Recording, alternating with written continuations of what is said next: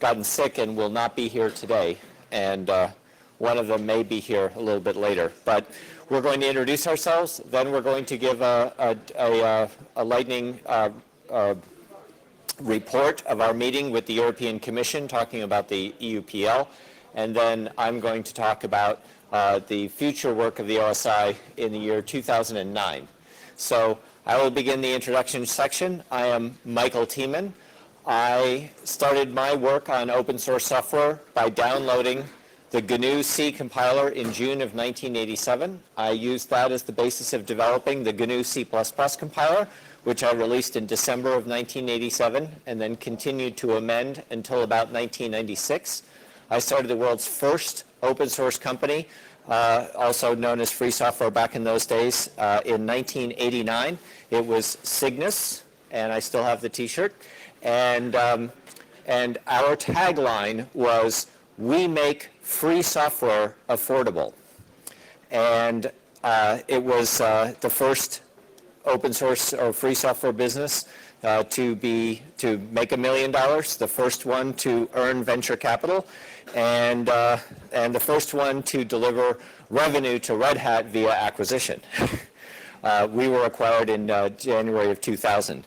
But as far as the OSI is concerned, I joined the OSI, I think, in 2003, and I became president in 2005. And we have, and the work that I have done is trying to integrate the concepts of open source legal issues and community issues and with business strategy and technology policy and strategy in the public sector. The company, Red Hat, pays for my travel around the world and has given me the opportunity to meet with ministerial level people in probably more than a dozen countries, and has really enabled us to advance the cause of open source as a strategic directive. So that's my brief introduction. And the next in the batting circle is Russ Nelson. He doesn't know it, but he's going to be next. And so Russ, when he hears this, will come and introduce himself. Okay, Russ, are you ready? Are you paying attention? Excellent. So this is Russ Nelson, and he is a founding board member of the OSI. And introduce yourself, and then. Hi, I'm Russ Nelson. I've been developing free software since, well, okay, so I was willing to give away my software many years ago, but I had nobody to give it to because I was not part of any free software or open source community. Essentially what happened was I started with the Radio Shack Color Computer 3, which was a 6809 processor, and I was writing assembly language for that. Made some nice games, sold them to some cassette distribution company for not an awful lot of money.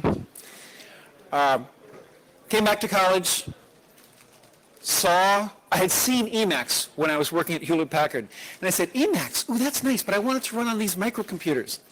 So I started writing a programmable editor based on Emacs, contacted Richard Stallman, and Richard Stallman called me. I contacted him and said, I want to sell this manual, which is in the public domain, with my software. Is that okay with you? Maybe I shouldn't have asked, because of course it was legal, but it was not okay with him.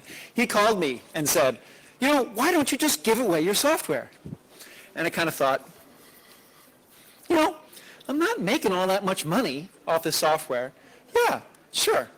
I'll just give it away. Why not? And that was the beginning of my FreeMax editor, which was, I actually looked at the license a few years ago, and it's even a pre-GPL community type license.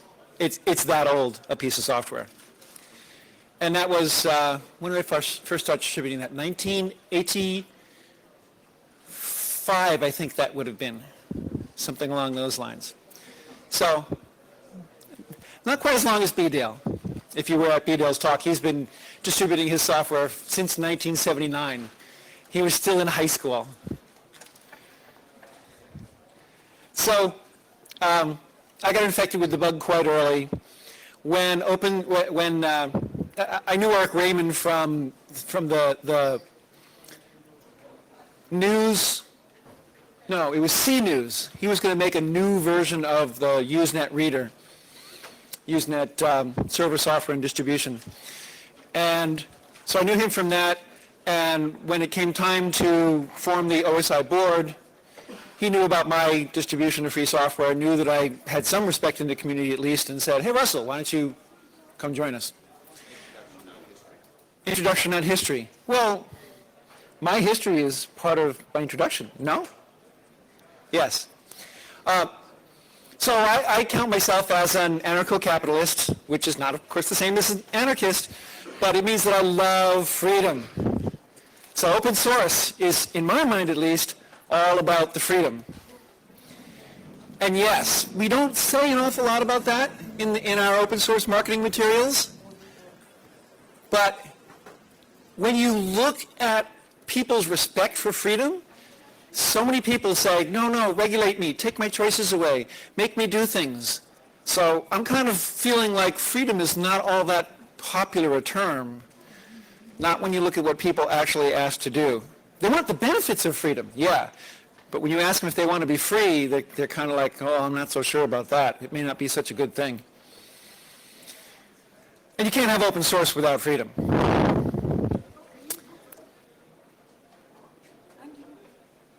That's as much as I want to say. Andy Oliver. I'm Andrew Oliver. I'm a open source software developer. I'm Andrew Oliver. I'm an open source software developer.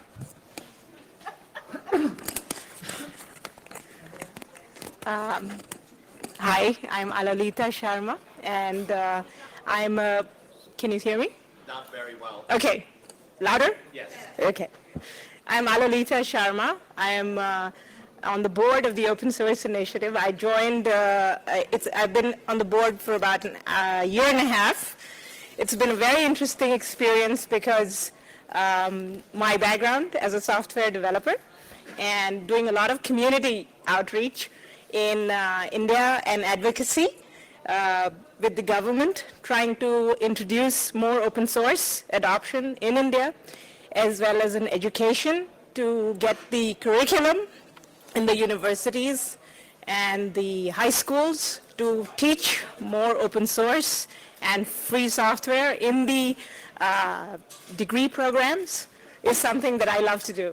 So it has been really cool to be on the OSI because it's one of the few global community-oriented foundations, I think, which encourage that all over the world.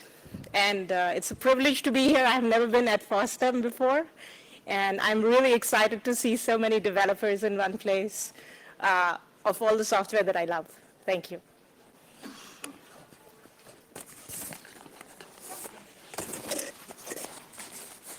Hello, I'm Harshad Gune from India. I'm working with a university and primarily providing training for last 10 plus years in open source. I also run a similar conference called Unify in my university. It's primarily focused towards this promotional activities of the force. Thank you.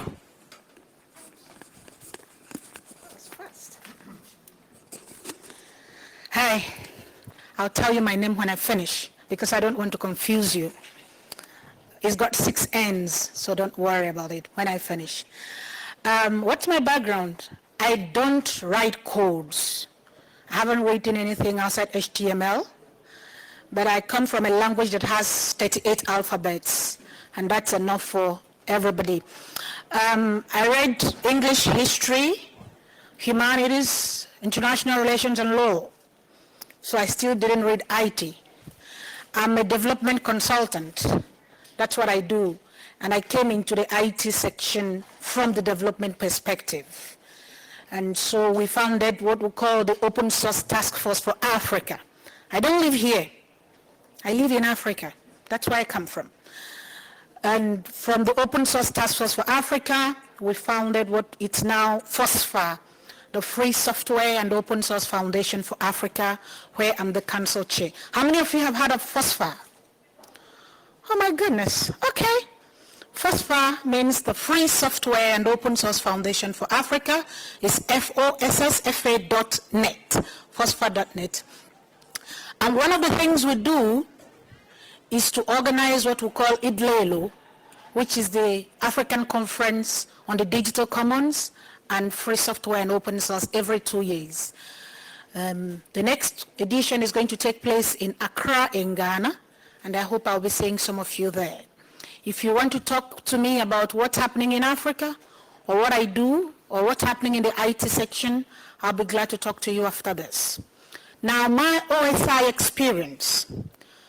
Now, Michael Tiemann is the president, and he says Red Hat pays for him. Nobody pays for me except OSI. So if OSI did not exist, I wouldn't be here. Do you understand what I mean? I mean, I have to be paid for somehow because open source and free software do not feed me even in Africa. So this is something I do out of passion. OSI allows me to put my passion of Africa, of IT, of development into this section. Now, what's my name? My name is Nena. And my surname is Wakama. So the whole of it is Nena Wakama. Okay, that's all.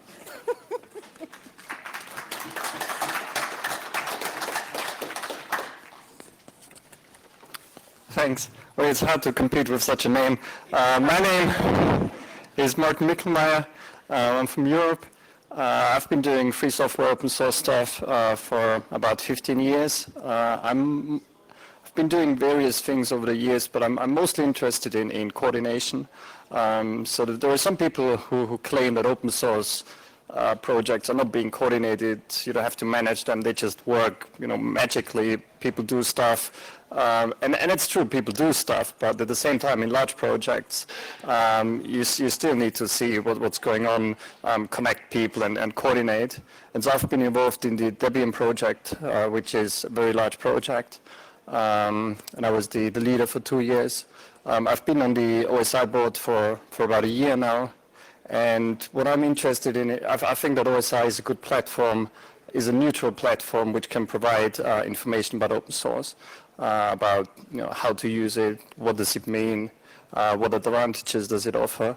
And I think we should have an advocacy role and go out and promote open source.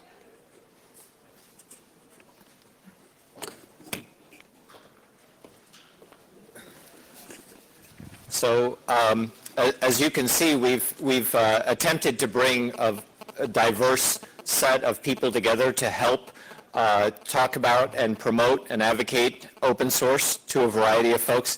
It's unfortunate that two other people who were here yesterday could not be here today, but let me introduce them in absentia. I'm sure many of you know of Rishab Ghosh. He has worked at the University of Maastricht. He published the first FLOSS survey, I think in 2001.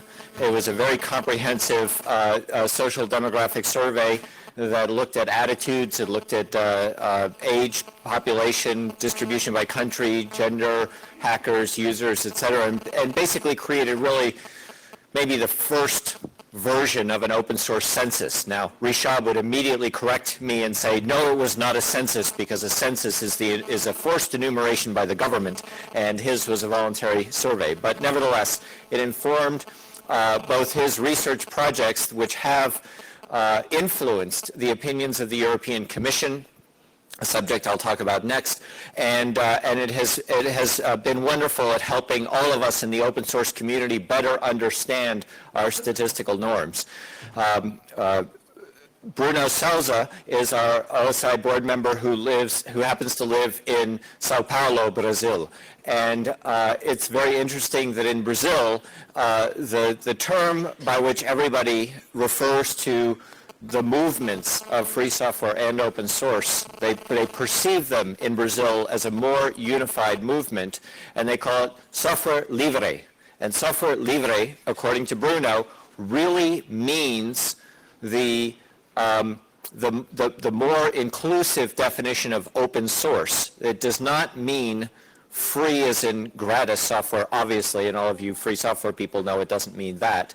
But he explains that the concept of freedom is an element, but it is not the sole element of the concept of software livre. And what he also explains is if you translate open source into Portuguese, and I can't remember the translation, it means nothing. So Bruno helps us understand how to take our messages and our community energy and translate them into a way that connects with a vibrant movement that has 10,000 people coming to their free software and open source conferences every year in Porto Alegre, and how it has also influenced the direction of the Brazilian government to make their organizations better suited to serving the people. So both Bruno and Rishab have tremendously helped incorporate government communities into our open source and free software communities. So I'm sorry they can't introduce themselves, but if you start to imagine this kind of global reach that meets on a monthly basis to discuss what we have learned, what we have heard, how we are being attacked, not generally by the Free Software Foundation, but very specifically by companies like Microsoft, then we are more aware of how we should properly respond in positive ways to ensure that the progress of the movement remains unimpeded. So the last board member I'll just mention by name, and with luck she will be here at some point to introduce herself. It's Denise Cooper. Anyway, the next subject I'd like to talk about is that yesterday we had a meeting with the IWC directorate at the European Commission. And by way of background, let me say that these concepts of open source have dramatically penetrated the consciousness of a variety of organizations. One particular activity that I'm personally proud of relates to something called the Conservation Commons, which is a project of the IUCN in Geneva. It's the International Union of Environmental Scientists. They published the Red List, if you have seen that, the 100 most endangered species around the world. They came to discover that the variety of rules that prohibited the sharing of scientific information because of misguided national IP policy was making conservation science impossible. To wit,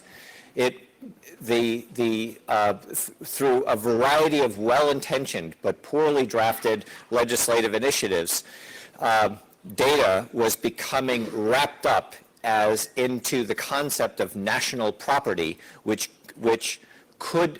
they treated environmental data to be as sensitive as the actual trade in endangered species. And so you can imagine that it's very, very difficult because rivers and mountains and ecosystems don't really respect national borders. And so if you want to actually study a whole system and the river joins two countries, you can't really share the data that comes from one side of the river with the people studying the other side of the river. It's a big problem. And in 2005, they invited me or 2004, they invited me to a meeting to prepare for their World Congress to propose a way to share IP rights based on open source. And on their website, they specifically recognize the benefits of the open source model of sharing. And so in the session, we have a following session from 2 to 4 where we'll talk about future goals. And one of the things that we'll certainly want to talk about is how do we expand the scope of the open source mission and consciousness to go beyond just the questions of free software and software licensing, but also incorporate open data. But to summarize that and quickly move into the EC report, the fact is that our way of thinking, our way of sharing, our way of innovating, and our way of sustaining is influencing the thoughts of numerous organizations. And for that, we're very, very proud. And for that, we also hope that as you venture in your interests beyond mere software, you consider how to take what I think are increasingly well-defined and well-articulated and well-documented positions into education, into scientific research, into public policy, and promote these ideas as best practices that work at a human scale. So with that as a background, we finally had a chance to meet with the organization responsible for the drafting, development, and submission of the EUPL, the European Public License. Many of you may know that over the past few years, the OSI has gone from what we would have called success to what Bill Joy in the past has called success disasters, which is what happens when you succeed too well. We didn't just have many open source licenses. People thought we had too many open source licenses, and they talked about license proliferation as being a problem. And in B. Dale's talk this morning, he referenced a particular problem of combining Open Solaris with Debian user space being the legal uncertainty of license incompatibility. Certainly, if Sun were to put Open Solaris under GPL, full stop, end of story, no shenanigans, no backpedaling, then the issue of license compatibility would be miraculously solved because it would be as compatible with Debian user space as the Linux kernel happens to be.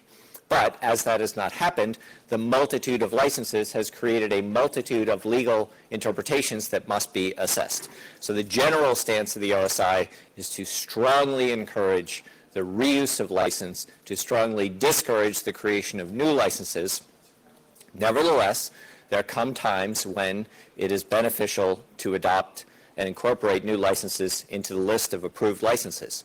In the case of Europe, there are the European Union is governed by laws, and the European countries are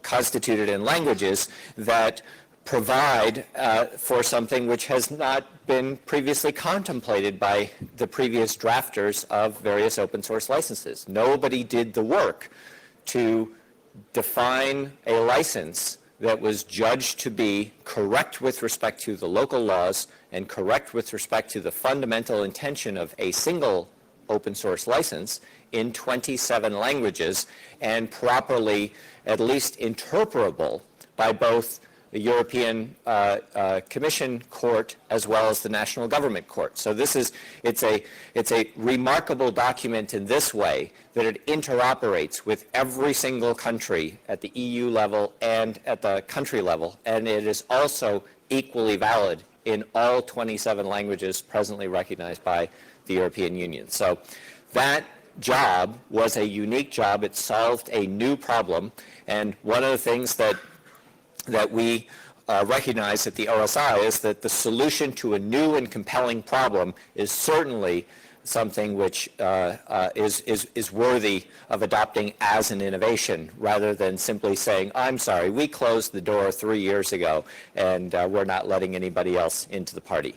So we were there to thank the folks from the IWC committee responsible for interoperability and public administration, to thank them for, number one, thinking about open source, right? How many of us would have thought we would be having discussions with national governments when we joined this venture? I mean, you know, Russ thinks we shouldn't deal with any national governments. But I mean that in the general sense. They just don't serve any useful function. But not only did they think about open source, but they participated in the open source process. They drafted a license and they offered it for public commentary, receipt of which was acknowledged, and actions thereby informed were taken. And so in this iterative process, in this process of give and take, a variety of people put the work together, incorporated the community response, and sent to the OSI for approval a license that had been thoughtfully drafted, which had been developed with community input, and then important to us, they offered to submit it to our process which means that we've now got good faith on both sides. We've got the generous good faith of the European Commission, and we've got the good faith of the OSI board that we will duly consider this license according to our process, and these two processes together yield what I expect will be a positive result for both parties. So this is cooperation the way we want to see it.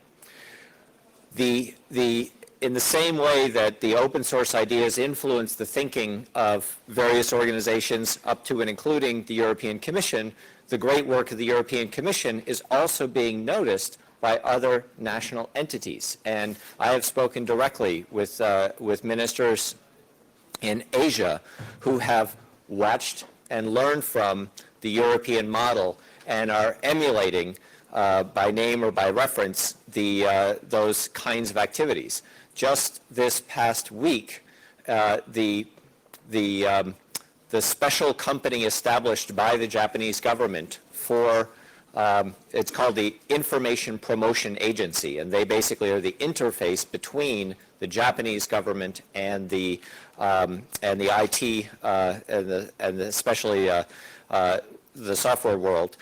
They submitted to us a license for a set of fonts which will enable any Japanese citizen to legally interoperate with electronic forms from the Japanese government without the requirement of running proprietary monopoly software. So we think that it's very exciting that the Japanese government has recognized that it is important that they not demand of their citizens the use of proprietary software in order to legally transact business with the government.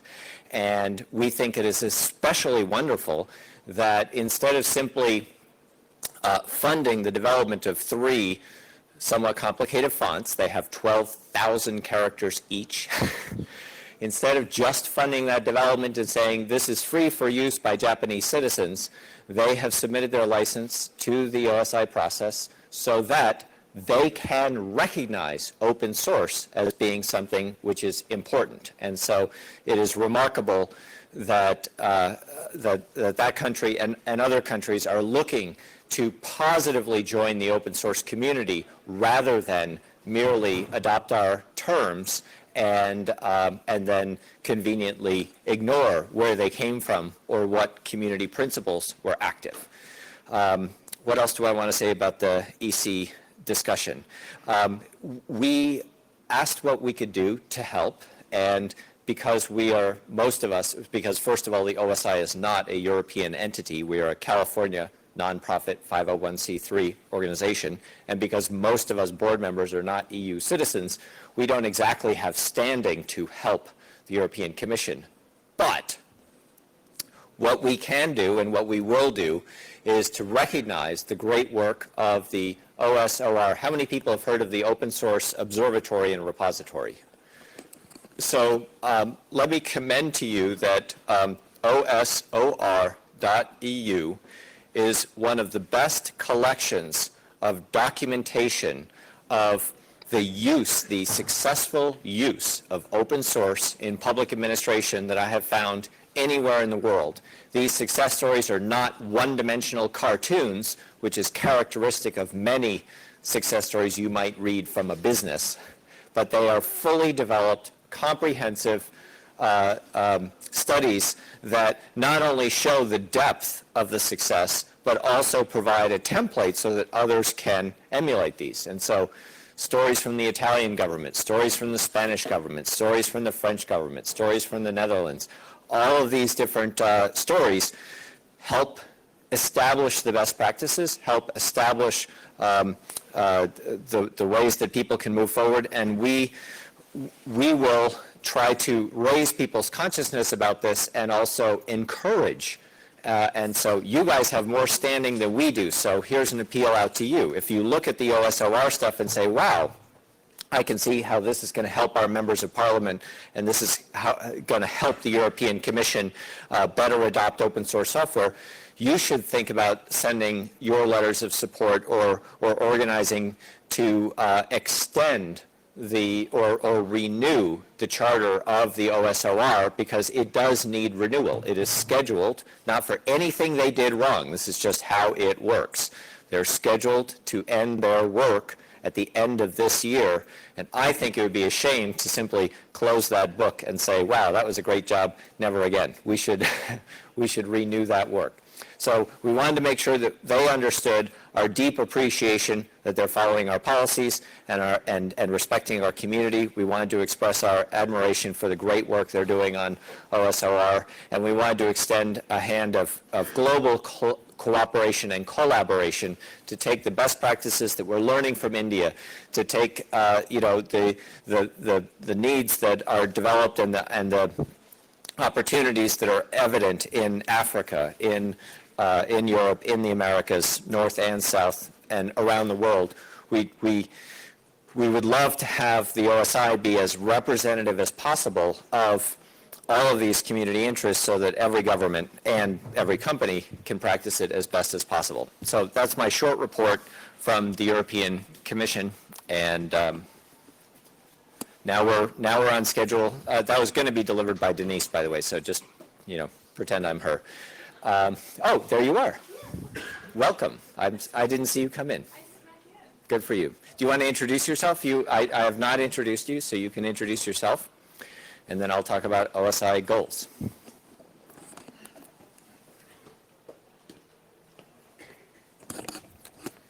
There it is. Thank you, Michael. Speak into it. David, how are you? Taking everybody out for drinks later?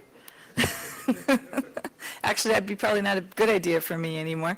I'm Denise Cooper, and I had too much beer last night. How about you guys? You have to speak. Am I not speaking loudly enough? Yeah. All right. So I'm Denise Cooper, and I have not been on the board quite as long as Michael, but I've been on it for what seems like forever, going on 8 years now. I've served as an officer on the board for a while, and Michael just gave you my report. My apologies, because I had too much beer last night, which was what I said before. But in the years that I've worked for OSI, or worked on OSI, I've traveled all over the world. Michael and I were sort of the big travelers initially. And a few years ago, it occurred to us that there wasn't anybody that wasn't American on the board, which we thought was a big problem. So we went out and recruited people from around the world so that we would have more accurate reporting about what was happening out in the world of open source. We've had people from the Far East, from India, from Africa, from Europe certainly, so that we have a better idea of what's happening, and we can look at our policies and make sure that they're serving the whole world. And what we're finding is in Europe and the United States, it's pretty well understood at this point. There's been a lot of good lobbying, there's been a lot of support, but for those of you who experienced the OXML disaster here in Europe, you'll know that it was pretty bad. It was far worse outside of this little cocoon we have of lots of activism.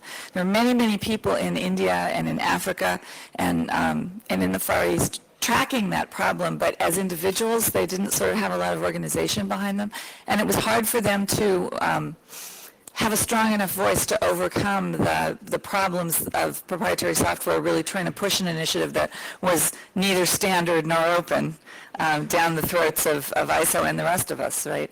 Now, I actually believe that was a pretty big miscalculation on their part. I think that the fact that happened the way it did and was documented as well as it was has hurt them in their now efforts to make friends with the open source community. And I think it's going to continue to be problematic for them in a way that allows us to continue to point out to them they need to work harder. Originally, at the origination of the open source initiative, Eric Raymond spent a lot of time talking about proprietary companies, or especially one proprietary company that had a lot of problems in their approach to open source. More recently, we stopped arguing directly with them with the same voice and the same kind of frantic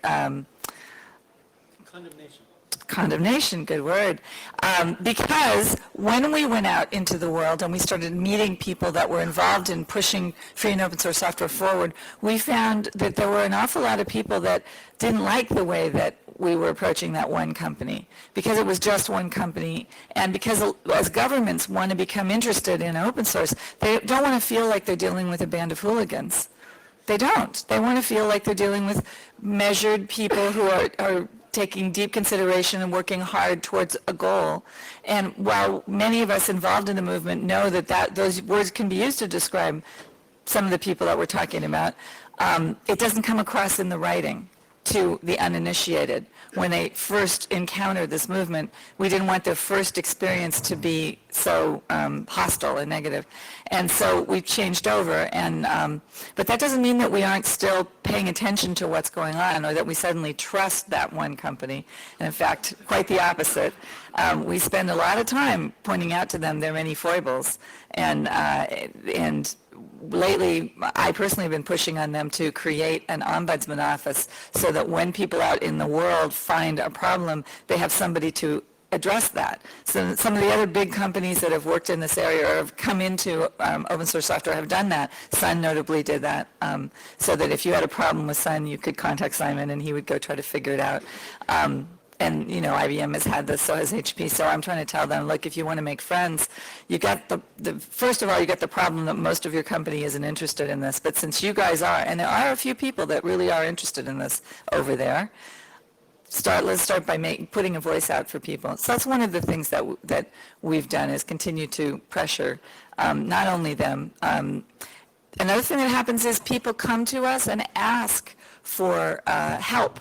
And it's starting to happen outside the U.S. more and more. Michael talked about the European Union public license, which was submitted and there was commentary. And as you guys know, there have been some others. Michael's maybe too modest to talk about it, but there's some people in Japan. Oh, did you already? In the past, we've done this mostly in the U.S. because that's mostly who was writing new licenses. But we know as we're starting to talk to these countries that are interested now, the first thing they want to do is write a license that's got their name in it, right? Maybe it's human nature, I don't know. So we have to talk them out of that. We have to talk them out into using one of the template licenses, one of the things that we think are the better license practices. And also to maintain a space where both kinds of goal can still exist. There are people in the free software movement for whom the goal is keep the software free, keep the code free. There are people in the BSD and Apache movements for whom the goal is use the code as much as you can. We don't care if it's free or not. Ours is free, but if you guys want to use it, that's okay. And that's like a fundamental choice that they've made that's different than the free software stance. A lot of free software people don't understand that stance. A lot of Apache people and BSD people don't understand the free stance. We kind of try to sit in the middle and say there's room for both of these camps. This is all still open source. And actually the whole picture of software that you guys are used to using needs both of those camps because good software is built in both camps. Right? So for instance, Apache, the web would be a lot different without Apache, and Apache lives in that other camp, and so does all other software that's built in the Apache Software Foundation. They're not the only ones, though. So anyway, that was a long description. What else can I tell you? You want to hear about me? Yes. It's not that interesting. No, I mean about you and the OSI. Yourself. I worked for 6 years for Sun. I was the first corporate open source officer. I got asked to be on the OSI, and it was controversial at the time, back when board members were picked by Eric Raymond pretty exclusively. I was the first girl, and I was the first person that worked for a big corporation that got pulled in. This because I kept throwing my career on the line for free Java, even though we never really got it. But and then I moved on to Intel, and I was there for 4 years. I've recently left Intel, and I'm at my first startup, yay, which is really fun. But it's an open source startup, of course. And during the time that I worked for Sun, I authored no less than 5 licenses that went through the OSI approval process for them. So I know all about license proliferation and why it's bad. And I will tell you that every single time I was asked to author a license, I asked them not to. I begged them not to. I told them why not to. I gave them all the reasons. Inevitably, they wanted to do it anyway. And then we just did the best job we could at trying to push them further down the football field, right?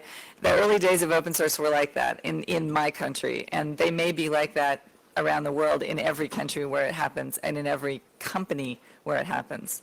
because, companies have a hard time with this. They're supposed to make as much money as they possibly can. That's their goal, especially if they're traded on some stock exchange somewhere. And open source scales a little differently. You can make a lot of money doing open source, but it's different kind of money than if you kept the software proprietary and screwed your customers, right?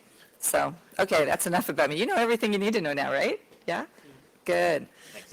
Thank you, Denise. Excellent. So, so the last part of this lightning talk is going to be a preview of what we're working on as our current topics. I think it's very appropriate that when I came to FOSDEM this morning, the very first person that I was introduced to and who introduced himself to me was Shane Martin Coughlin. I don't know if you guys know him or not, but he sells free legal services for the FSF Europe. And that's a joke. Anyway, it's appropriate because the first area that the OSI is really, I think, known for is our license review process and our license discuss lists and licensing related issues. But a few years ago, we brought on board Mark Radcliffe as general counsel. He works for a big-time Silicon Valley law firm called DLA Piper, and over the years, their practice in the world of open source has expanded dramatically from his desk to a variety of different concerns, and there is great interest in the legal community to increase their exposure to and knowledge of and involvement with the open source community. And now is a good time to have lawyers on your side because people are hoarding their software and claiming that they have no reason to need to distribute software that was given to them under the GPL, and that's now being litigated. It was litigated in Germany and it was litigated in the US, and in both cases, our side won. And our side won in the US case in particular because we had some pretty high-powered legal help against a very wealthy and very I don't know exactly what negative word I would use, but I don't know if this is a correct use of the term or not, abusive party. But the good news is that Free Software Europe is building up its legal capabilities, and the topics of licensing and legal issues related to proliferation, license description, classification, best practice examples, and thank God for the European Union and the European Commission that you are willing to enforce antitrust laws that the U.S. itself has at its disposal, that it itself are afraid to use. So there are some very important licensing and legal topics, and the fact that I met at least one person who trades in law tells me that there might be some other people who have similar interests in this audience, and so that's one way to engage the OSI. And we have a legal advisory board that's populated by a number of lawyers, and we hand them juicy questions from time to time, and they help us build legal strategy and policy for the survival of the movement. Another topic we talk about is education, and this ranges from the engagement of people K through 12. I see some XOs in the audience. We have some in our family. My daughter plays with them. My daughter's first programming exercise was Christmas Day 2 years ago when she modified the Guess the Number program, much to her amazement, to a more interesting game than 1 in 100. We've since had to modify Pong because we can't play it with the default program, but make the paddle bigger, give ourselves some more balls, and we're good. We're good for an afternoon. There's the education at the college and university level, and this of course involves curriculum. This of course involves education about open source, community values. There is education for businesses, especially the sharing of best practices. And one of the things that we are coming to believe, and I know it's very hard for you in an environment like this, at a conference like FOSDEM, to imagine that the number of young people who are savvy and conscious about open source values and free software values is actually seeming to diminish over time rather than grow. It seems like we've had a great renaissance that has produced this generation, but there's a shocking unawareness or a shocking taking for granted that we're seeing among really young people, especially in the U.S., about the subject. And so for those of you who are passionate about education, the engagement of the next generation is perhaps the most important thing that we can do, and the OSI wishes to engage that topic as best we can. We obviously spent, yes? So can I just take a quick poll? How many of you are under 30? About 1/3. All right. And how many of you would say the majority of your friends actually know what open source is beyond Linux? About 1/10. And so this is something that I kind of noticed when I was interviewing. You can come up, Andy. This is a, come on up. And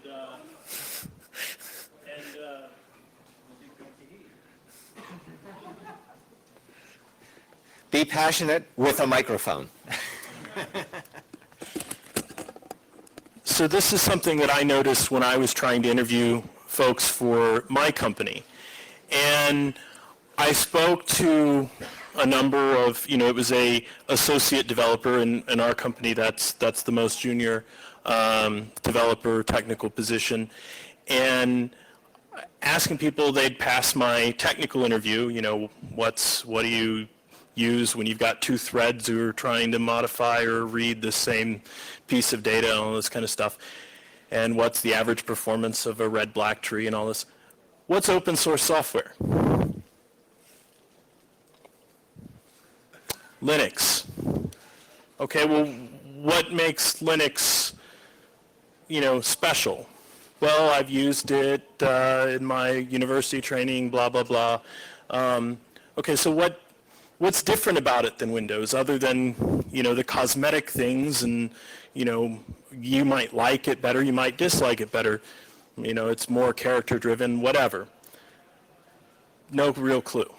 So what I started to do was kind of put together a basic open source training course for our company, just what the heck is open source, the basic stuff that we talk about all the time.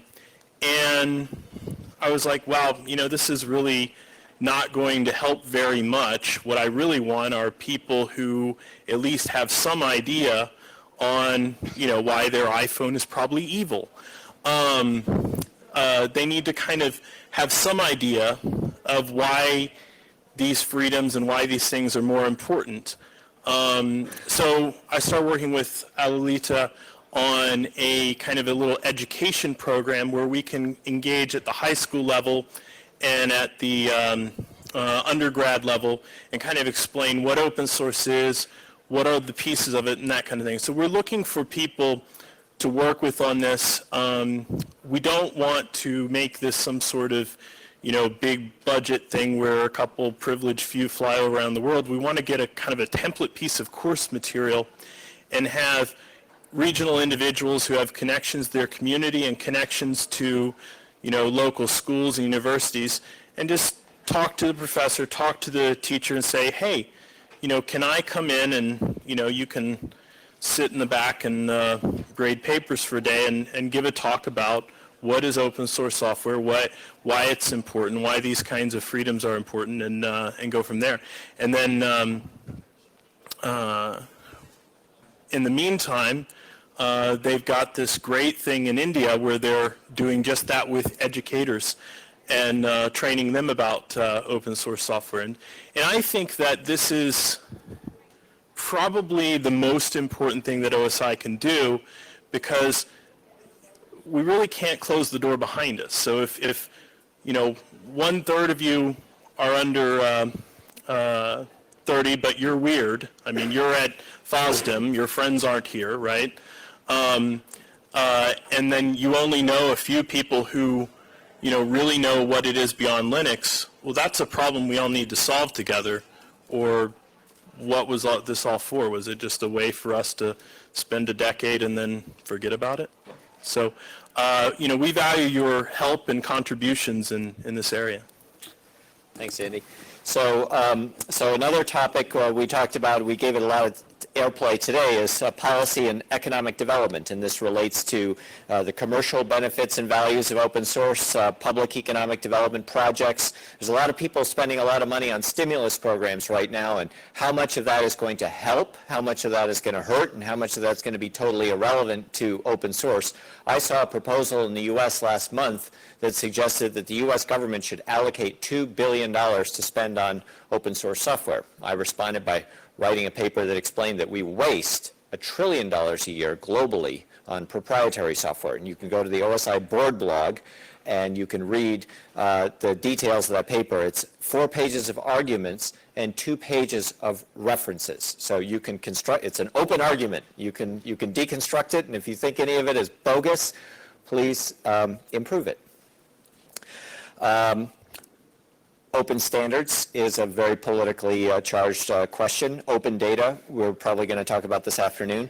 And looking at how OSOR helps the European community and UNDP helps the world in terms of understanding the connection of technology and human progress. The ODF success story is an example of successful engagement in the policy sphere. There's another topic which is the representational ability and the authority of the OSI. There are many people who think that it is not entirely proper that a self-nominated and self-elected group of people, regardless of how smart and charming we are, it's ridiculous that we should think that we might speak for you because you did not elect us. You did not necessarily have the decision authority to, you did not necessarily vest with us your the ability to speak for you. So we're working on a membership and an affiliation program. We'll definitely be talking about that this afternoon. And so that's a topic that we're really working on. We want to make the OSI effective at faithfully representing not just the spirit of open source, but all of its community members. And then finally, there's the topic of the governance of OSI, which relates to nominating, the day-to-day work, attending board meetings, how we do fundraising, how we do PR, et cetera. So those are the 5 areas of focus for the OSI: licensing and legal, education, policy and economic development, governance, and representation and authority. And we would certainly invite your participation in our discussions this afternoon at 2 o'clock. Does somebody have a schedule where we're going to be at 2? We're going to be somewhere, but not here. And we're going to be across the street. 105. What's that? AW1 105. AW1-105. And so with the 5 minutes of remaining before the next lightning round, if anybody wants to ask questions while we're comfortable in this room, go ahead. Will it be feasible to go to a classification system like that Commons has for their variety licenses? Yes, so the question is it feasible to come to a licensing classification process as already exists in some other spheres? And the answer is absolutely yes. We have already established through the work of the Licensing Proliferation Committee a set of classifications. It is a present topic of debate whether the categories are correct and whether the licenses are correctly attributed, but one of the topics of the licensing work is to refine and improve the consensus of those classifications. Where are those classifications available? The classifications are available in the opensource.org website. We have the license, we call it license categories or license classification. Licenses are listed by category. Yes, we have a categorical, so we have both alphabetical and categorical, and the categories are things like very popular and well-used, special purpose, non-reusable, retired. That's not what Creative Commons, that's a different question though. I mean, the Creative Commons classifications say what they're useful for rather than how many people are using them. I see. But Do you want to come up, Russ? Okay. Can everyone hear me? I'll stand up. I think that what this gentleman is looking for, and he can certainly feel free to interrupt and correct me, but the Creative Commons has an end-by-end grid of licenses where they said, okay, some people are going to want to be attributed. They're going to want to require people to say, I got this from here. Other people want no commercial use. Other people want share alike. And so they took those attributes and they made a grid and they populated the grid with text that matches the license, the combination of license terms. They started from scratch. They started de novo. We started with the GBL, the BSD license, the LGPL. And those licenses don't fit into any standardized grid like that. So, specifically, Yeah. no. Well, the main question should have been, would it be feasible for our side to push to harmonization of licenses to allow So, the question is it feasible for us to push in that direction of a harmonized set of licenses where you choose independently, I want attribution, I don't want attribution. Yes and no. The issue of relicensing is very complicated. So if you guys want to follow the leaders, we're going that way. I need to sort of wrap up the session out of respect for the next speaker, but I'll take one more question until somebody comes to take the microphone away. Yes. I'm trying to speak loud enough. I wonder if the US side has given any thought to supporting the work of Creative Commons have done so far in representing licenses in machine-readable format today. The machine-readable license format question. Russ, do you want to? Icons that represent the actual state It predicates a classification. Predicated classification, Simon Phipps says. So Simon has probably already looked at how we might be able to do It's this. the same question as before. Because Right. to have the machine readable, you have to have a classification. Well, it's not going to be classified in relationship to other licenses. It's different. Let Right. you know that this piece of software is licensed. So I do know, yeah, I do know that both Hewlett-Packard with their FOSDEM project is attempting to do machine classification of licensing schemes and building of metadata. I think Black Duck Software also builds some sorts of things like that. I don't know to what extent they've attempted to externalize their ability to wrap these licenses into taxonomies. We have done some work on licensing wizards that also relate to machine readability. But that would be, if you're interested in that topic as an R&D topic or as a hacker, please join our licensing discussion group because that'll be work that we do this year. If I can just throw in another question quickly, this might be more of a comment, but as you get more involvement with governments and people with means of pressurizing to do something, will you keep close to your values? Will you not change the way you do approvals? And will you? We think that the community-oriented process of public commentary is absolutely essential to any credibility. So I don't see us building a closed chamber environment where we make decisions that have not been informed by the community. So We tried that once. It was a horrible failure. We'll never do it again. great. Yes, thank you. I think we can. I think we can wrap up here. Thank you. In about 20 minutes, the real lightning talks will start, which are by definition 15 minutes. So this was something off track. All right. So